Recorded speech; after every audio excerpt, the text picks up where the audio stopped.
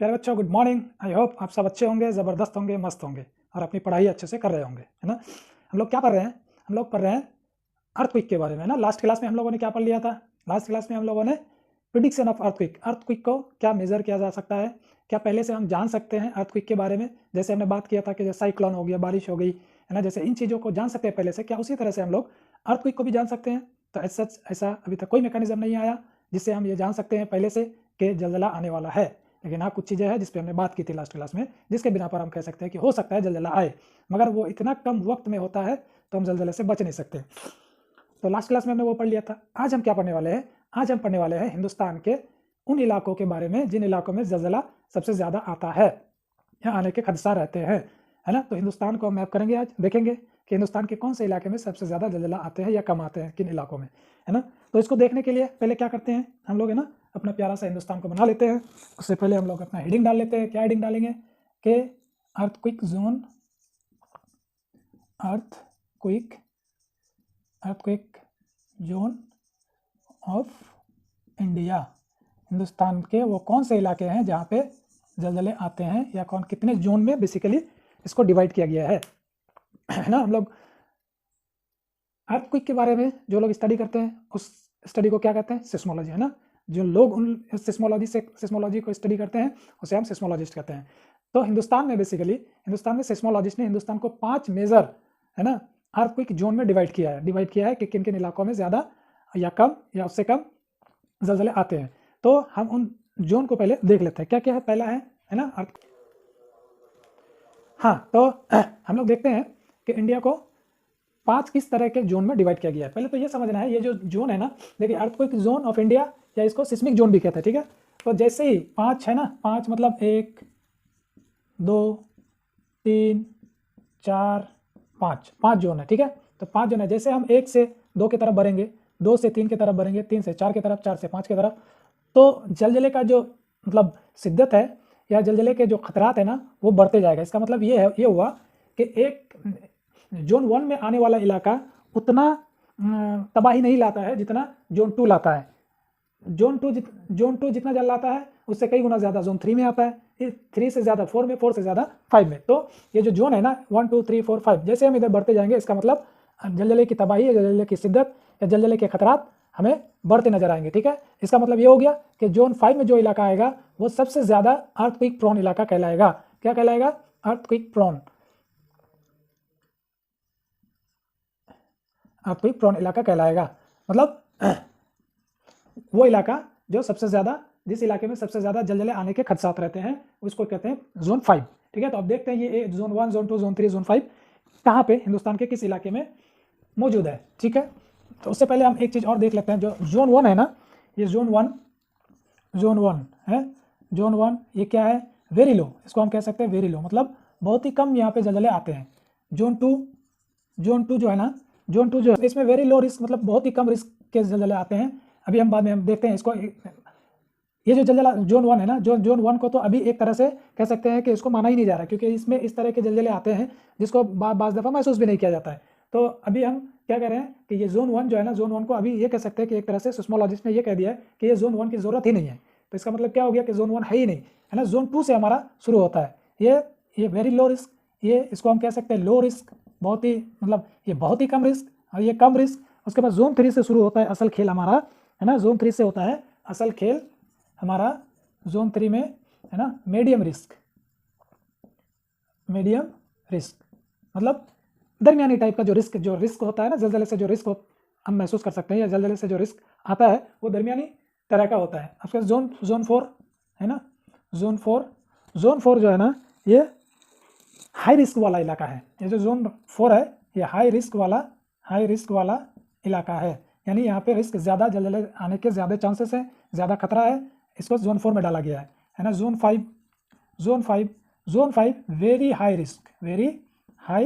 Risk वाला इलाका है, ठीक है। तो ये इतना समझ में आ रहा है? यहाँ तक समझ में आया। जोन 1 जहाँ वेरी लो रिस्क, मतलब रिस्क बहुत ही कम है, खतरा बहुत कम है। अलबत्ता कुछ सिस्मोलॉजिस्ट ने इसको उठा ही दिया है कि इसकी ज़रूरत ही नहीं है ना। यहाँ इतने कम शिद्दत के या कम मैग्नीट्यूड के जलजले आते हैं जिसको महसूस भी नहीं किया जाता है, ठीक है। Zone 2 very low risk, low risk, है ना, इससे कम रिस्क, इससे ज़्यादा और इससे मीडियम से कम तो लो रिस्क में आ गया जोन 2। जोन 3 असल शुरू होता है हमारा जोन 3 से, ठीक है ना। ये जो जोन 3 है ना, जोन 3 से मीडियम रिस्क वाला जलजले आने शुरू हो जाते हैं। ये जो इलाका है, इस इलाके में अगर जलजले आते हैं तो कुछ हद तक तो खतरा रहता है, कुछ हद तक नुकसान कर जाता है, ठीक है। अब जोन 4 हो गया, ये हाई रिस्क वाला इलाका हो गया। यहाँ जलजला आने का मतलब है कि इस इलाके में खतरा बहुत होता है, ठीक है।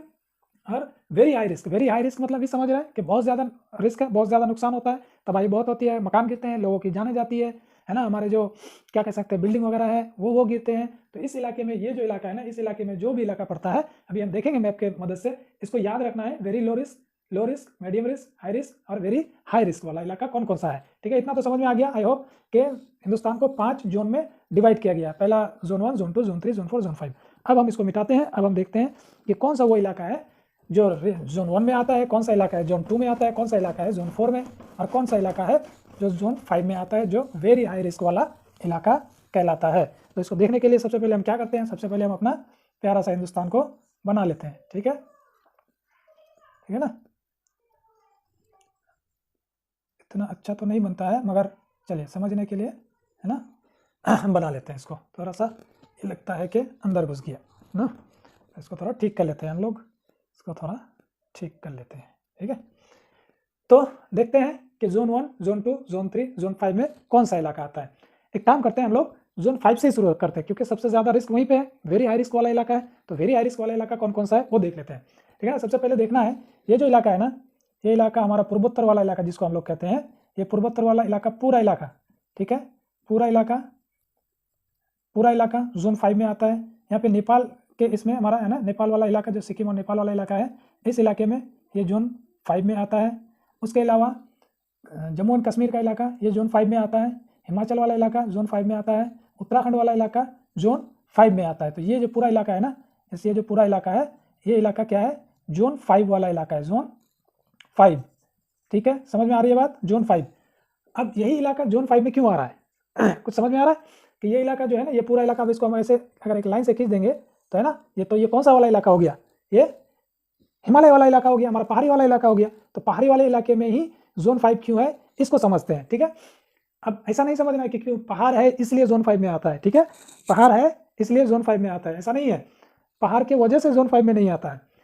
यहाँ पे क्या करती है, ये हमारा इंडिया है, हम पहले पिछले क्लासेस में बात कर चुके हैं कि हमारी जो पूरी ज़मीन है अलग अलग प्लेट के ऊपर बैठी हुई है, ठीक है ना।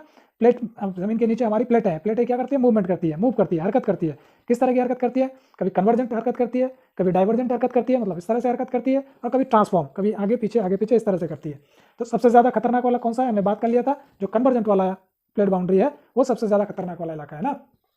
तो ये जो अपना इंडिया है ना, ये इंडियन प्लेट क्या कर रही है, धीरे धीरे खिसकते जा रही है। और ऊपर में क्या है, ऊपर में पूरा यूरोपियन प्लेट है ना। यूरोपियन प्लेट से इंडियन प्लेट क्या कर रही है, टकरा रही है। और इसी के टकराने की वजह से हिमालय का फॉर्मेशन भी हो रहा है ना। हमने पिछले क्लासेस में हमने इसको भी बात कर लिया था कि आज से 20 साल 25 साल पहले है ना, हम क्या पढ़ रहे थे, हिमालय की सबसे ऊंची चोटी कितना है, 8,848 मीटर। लेकिन अभी ये कुछ बढ़ गया है, अभी कुछ लोग कह रहे हैं 8,850 मीटर तक ये हो चुका है।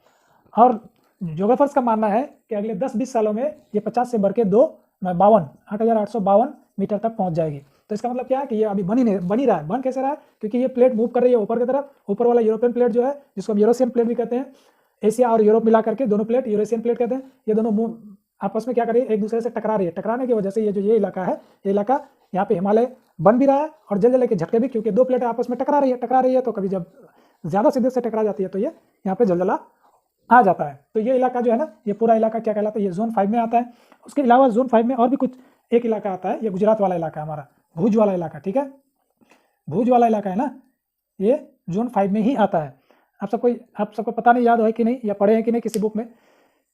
2001 में 26 जनवरी के दिन जब सुबह सुबह लोग तिरंगा फहरा रहे थे, उसी दिन सुबह ही भुज में हमारा एक जलजला आया था, जो बहुत ही खतरनाक जलजला था, बहुत ही तबाही मचाई थी।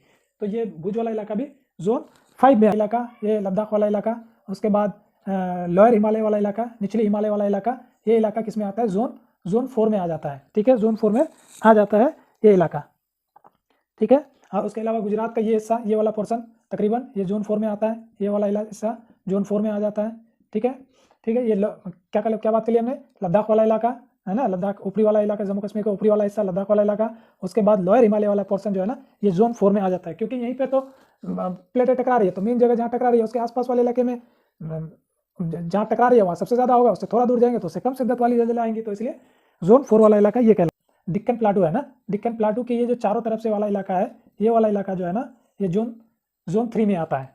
समझ में आ रही है बात? ये कुछ इलाका आपको मध्य प्रदेश का आ जाएगा, है ना, कुछ इलाका ये जो हमारा क्या कहते हैं ईस्टर्न घाट और वेस्टर्न घाट की पहाड़ी है, उन पहाड़ियों के ईस्टर्न घाट के वेस्टर्न घाट के ईस्ट वाला पार्ट, ईस्टर्न घाट के वेस्ट वाला पार्ट वाला इलाका जो भी है वो जोन 3 में आता है। ठीक है, उसके बाद जोन 2 में आता है, जोन 2 में आता है, जोन 2 में आता है ये वाला जो इलाका है, ये कुछ इलाका है ना, ये वाला इलाका ये जोन 2 में आ जाता है। और जोन 1 में कौन सा आता है? जोन 1 जहाँ पे तकरीबन जलजले आते ही नहीं है ना। तो ये छत्तीसगढ़ वाला प्लेटू है ना, ये वाला प्लेटू इस हिस्से में क्या होता है, जलजले बहुत ही कम आते हैं। ठीक है, उसके अलावा मध्य प्रदेश का कुछ इलाका है, मध्य प्रदेश का कुछ हिस्सा है जहाँ पे जलजले नहीं के बराबर आते हैं। ठीक है, मैं इसके लिए है ना, इसको अच्छे से और समझने के लिए मैप को लगा दूंगा। मैप देख लेना, आप लोगों की बुक में दिया हुआ है मैप, उसमें कलर दिया हुआ है, कलर के हिसाब से समझ लेंगे आप कि कौन सा इलाका ज़्यादा जोन 5 में आता है, जोन 4 में आता है, जोन 3 में आता है, जोन 2 जोन 1 में कौन कौन से इलाके आते हैं। ठीक है, तो आज के लिए रखते हैं इतना ही, मिलते हैं नेक्स्ट क्लास में। नेक्स्ट क्लास में हम लोग सुनामी और वर्ल्ड का जो सिस्मिक जोन है ना उसके बारे में पढ़ेंगे। ये जो प्लेट के बारे में अभी बता रहे थे, है ना, उसके बारे में पढ़ेंगे। सुनामी क्या है, पैसिफिक रिंग ऑफ फायर ये क्या है ना, उसके अलावा बात कर लेंगे हम लोग सुनामी के बारे में। तो इन सारी चीज़ों पे हम लोग नेक्स्ट क्लास में बात करेंगे। आज रखते हैं इतना ही, मिलते हैं फिर नेक्स्ट क्लास में।